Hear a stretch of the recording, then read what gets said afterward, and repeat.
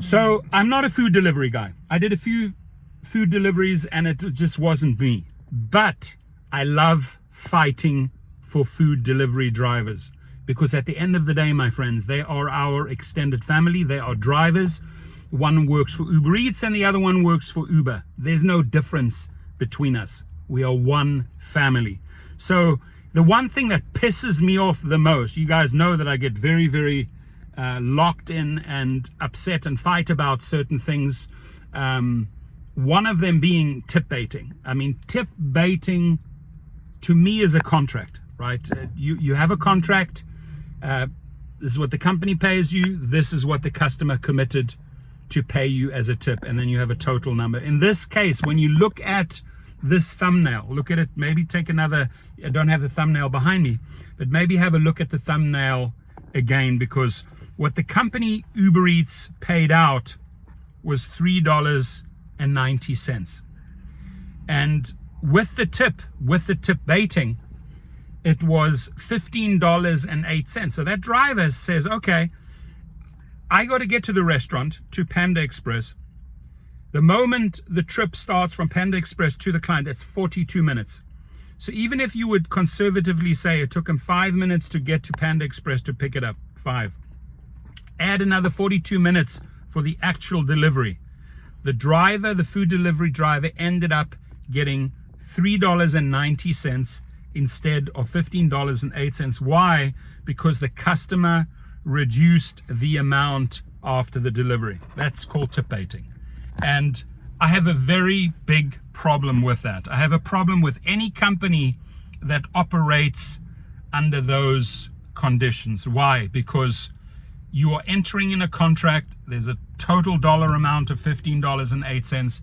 You are then changing the contract, and that is nothing. I mean, Dara Koshashavi, give me an effing break, right? You're paying this driver $3.90 for a trip that goes over 45 minutes, over 22 miles. I will, I'll just say this, that alone puts me off. The fact that I know, okay, this could end up being tip baiting, which is absolutely bullshit, right? So my suggestion here is, and I hope a lot of food delivery drivers pass this video around. I'm just sort of driving and positioning myself in a different spot because the security of this parking lot said I needed to move. No problem. I've been there for more than an hour. So right now I've moved.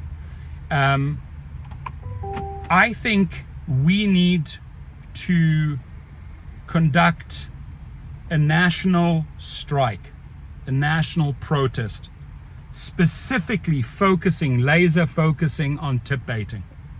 You know, when you make your signs, when you go to the picket line, when you contact the newspapers and send them the press releases, I believe we need to focus 100% on this tip baiting. And because any type of protest or strike that I'm involved in, I literally organized the largest gig protest in the world. That's a fact. Even Uber and Lyft admitted that on Valentine's Day, called the No Love Protest, and that took place in 66 cities. Over 50 newspapers reported on it, and it was in 4 countries, even overseas. So I know how to organize protests, and I'm really willing to work with the food delivery driver community to organize a day that focuses on tip baiting. Tip baiting needs to end.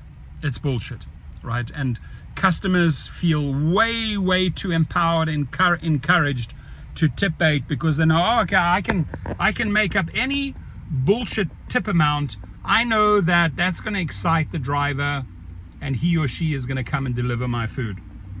Even if it's 42 to 48 minutes away, 22 miles, they will bring my Panda Express. Why?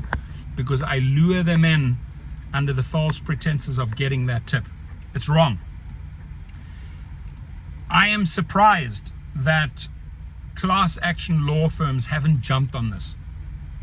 You know, this would be a massive, massive, massive case for hundreds and hundreds of millions, if not billions of dollars, because if you